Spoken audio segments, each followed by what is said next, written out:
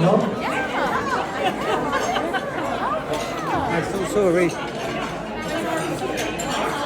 Hi guys.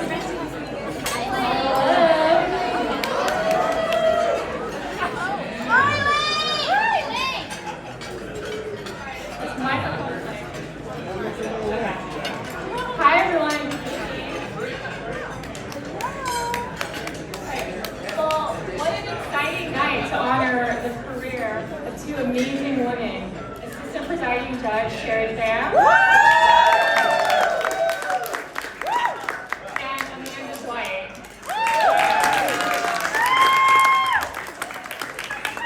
My name is Elaine, and many of you know me as the VABA's treasurer because I have contacted each and every one of you to pay up. But tonight I'm not here to collect money because I did that yesterday. I'm here to introduce our Attorney of the Year, Amanda.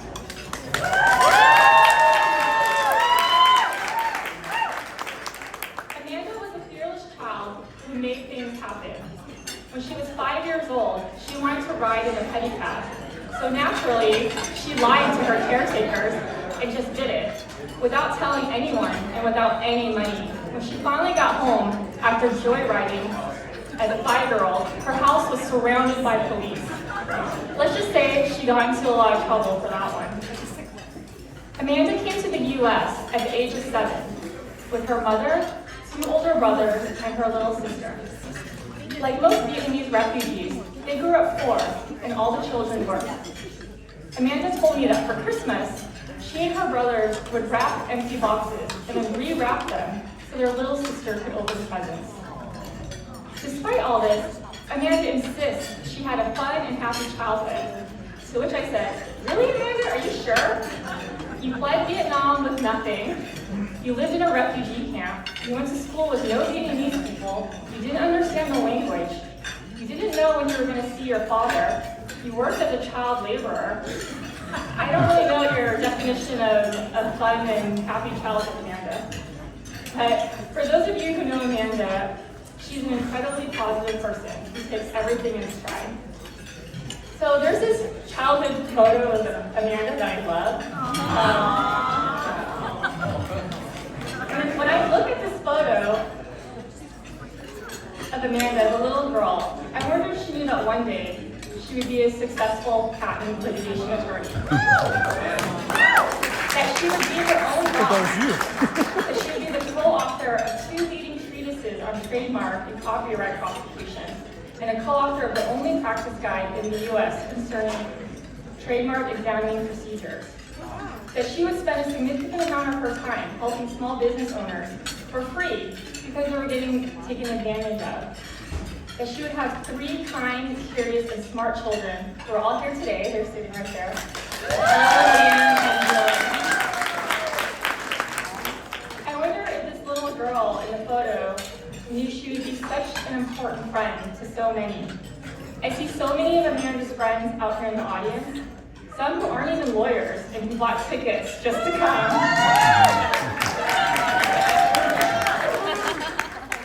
I know for me personally, Amanda has helped me through some really dark times in my life, and for that I'm grateful. But that's just Amanda. She's helped so many people through her advocacy, mentorship, volunteer work, and compassion. And for that, she's our Attorney of the Year.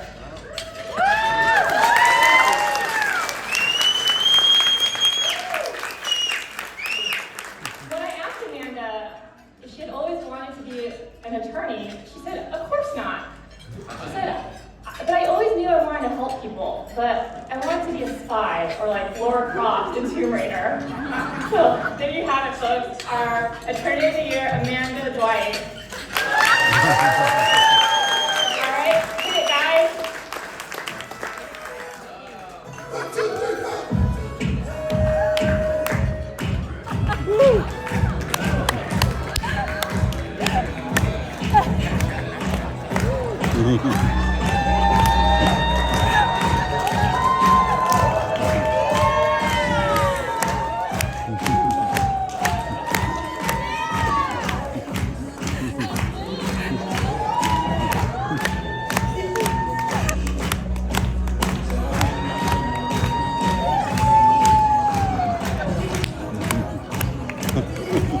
doing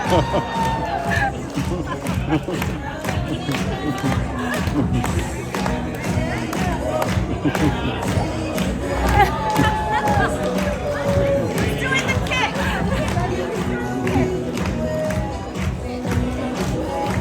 Big round.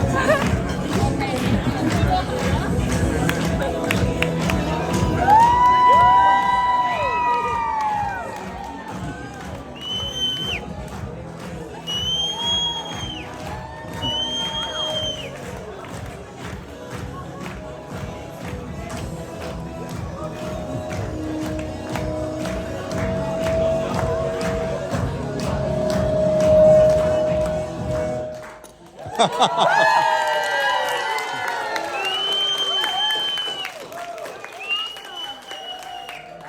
my goodness.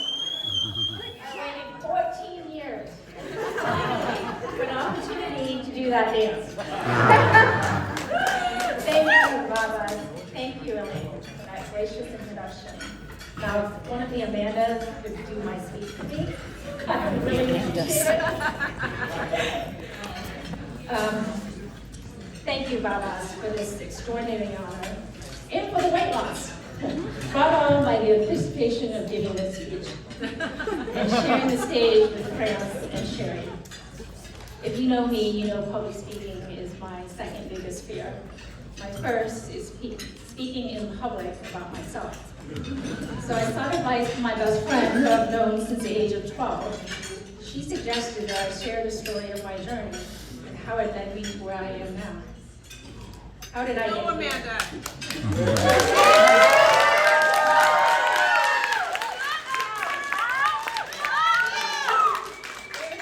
C-130 via the Philippines, Guam, and then Camp Pendleton in San Diego in April of 1975.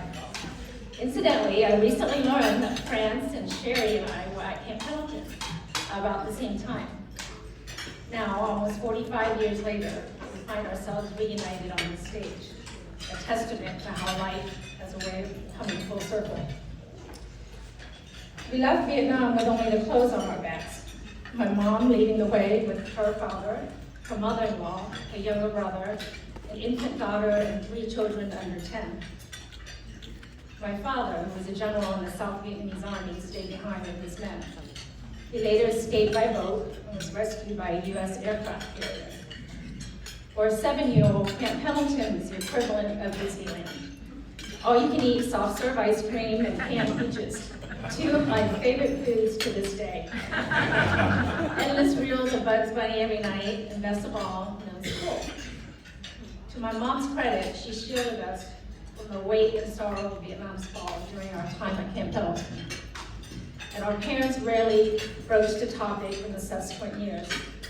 In retrospect, my upbringing was relatively normal.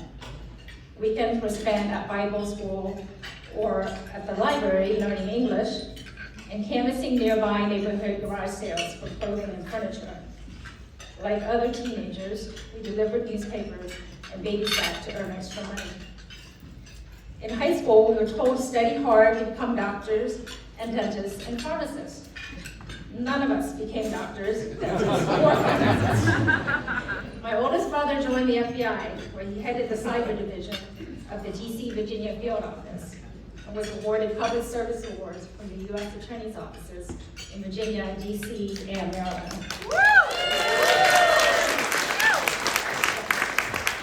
My brother Ken became a patent attorney and was named top intellectual property counsel in 2018. My little sister went the finance route, was named one of 40 under 40 investment bankers in the U.S., and was the first female, first Asian partner of one of the top technology investment banks in the world.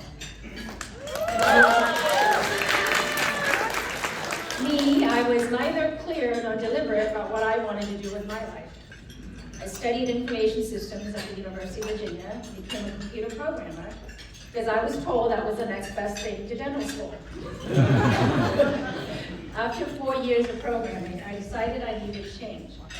Not driven by noble aspirations, but because the demands of constant travel and weekend on-call duty were encroaching on my social life.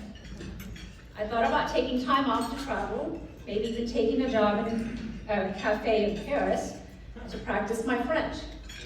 These ideas did not sit well with my mother, who promptly initiated a campaign to settle me down by setting me up on blind dates with her friends' sons. My father, exasperated by both my mother and me, intervened. He offered me a piece of advice that has stayed with me to this day. He reminded me that America had given us a second chance when they welcomed us as refugees. He urged me to demonstrate that they had made the right decision. Regardless of the path I chose, he emphasized the importance of being useful. Boy, that was a buzzkill. There would be no Amanda in Paris. My father was a man of very few words, but when he spoke, we listened, and his counsel resonated deeply with me. It not only altered my perspective on my future, but also instilled in me a sense of responsibility to repay the opportunity and second chance that this country had given our family. And so I decided to pursue a career in law, because what a rare privilege it is to be authorized to speak for someone else. My second year of law school, I volunteered at the Center for Human Rights and Constitutional Law. The center's mission was to provide legal services to Central American refugees who were fleeing civil wars and political persecution. Like most nonprofits, the center staff is overworked, leaving little time for training. So I did the one thing I knew how to do. I automated their intake system by developing a program using Mac coding. What used to be a task requiring hours of manual input now only took minutes. This enabled the staff to focus on their mission. It was at the center that I discovered where my usefulness lies.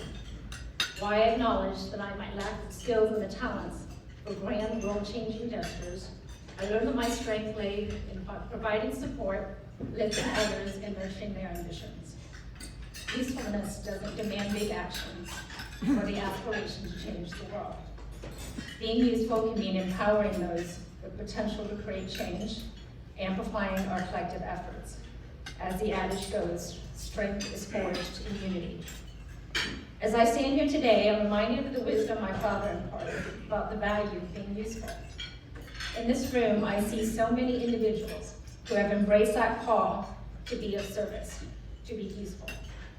Not just the attorneys and judges, but the public defenders, the public servants, the community leaders, and the nonprofit attorneys, to name a few. When I joined VABA nearly 15 years ago, we had 2 Vietnamese American judges on the bench in Southern California. Under Yen's leadership, we formed a judicial committee to help vet and endorse judicial outcomes. Today, there are 9 Vietnamese American judges on the bench.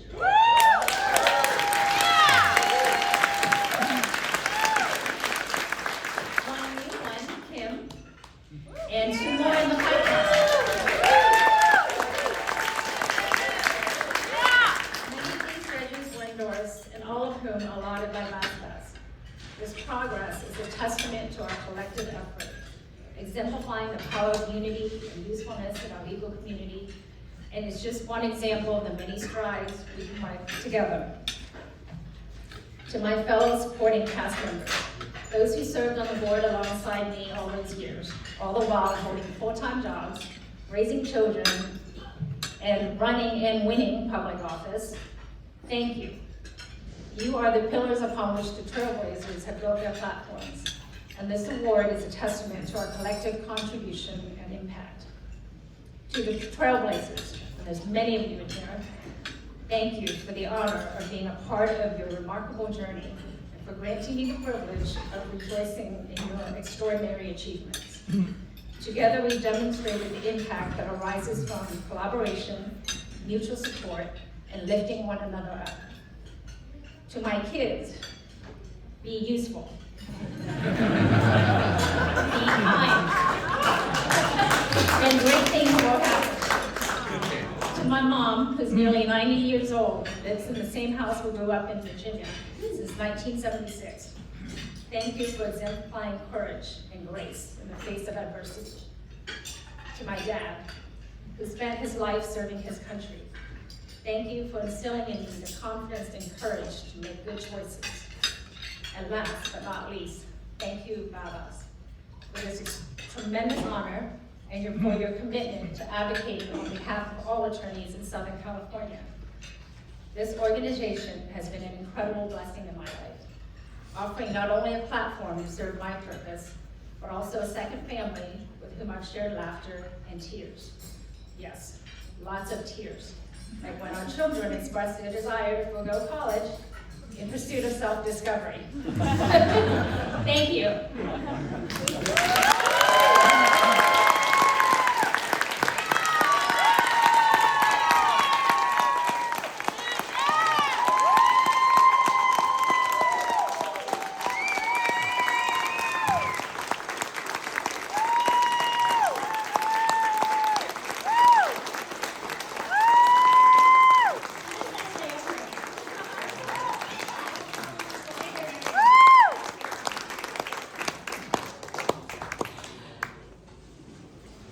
I also have the honor tonight of introducing our keynote speaker, and what a privilege it is. Talk about being useful.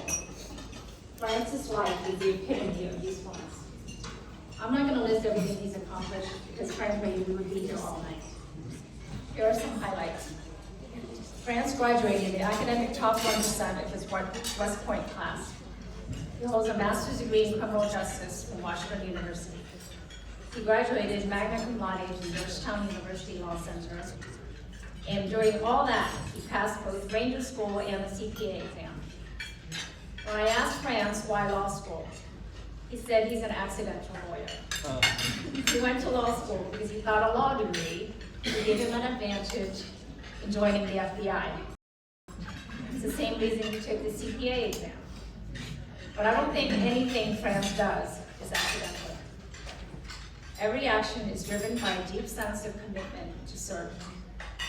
For example, he's a decorated military veteran of the U.S. Army, serving 9 years between 2 separate commissions. The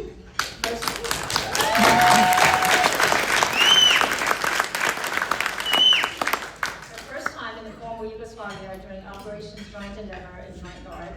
Second time as executive officer of the U.S. Army Special Forces Company on combat deployment in Southeast Afghanistan. France has been awarded 20 military decorations, including the Bronze Star Medal, Meritorious Service Medal, Army Commendation Medal twice, and the Global War on Terrorism Service Medal. He has served in every branch of the U.S. government, including clerkships on the U.S. Court of Appeals for the Armed Forces and on the U.S. Court of Appeals for the D.C. Circuit. He has served as Associate White House Counsel and Special Assistant to President George W. Bush. He also served as Assistant U.S. Attorney in the Eastern District of Virginia. In the private sector, he's been on the founding teams of companies that have generated over 600 million combined sales, employed over 1,200 professionals across the fields of law, aerospace, defense, government services, and technology. But according to France, his favorite startups are his 3 kids. He founded Duo AI, a technology startup that applies artificial intelligence and machine learning to enable effective peer-to-peer fundraising for charitable organizations. He's on the board of numerous nonprofits and is a distinguished visiting lecturer at West Point. According to President Bush's communications director, France is possibly, quote, the most interesting man alive. And according to West Point, deserving of a room dedication at the Thayer Hotel for his significant contribution to this nation.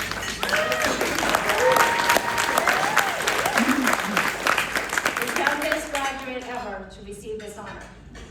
When I asked him what the dedication was like, he humbly shared, it felt as if I were attending my own viewing.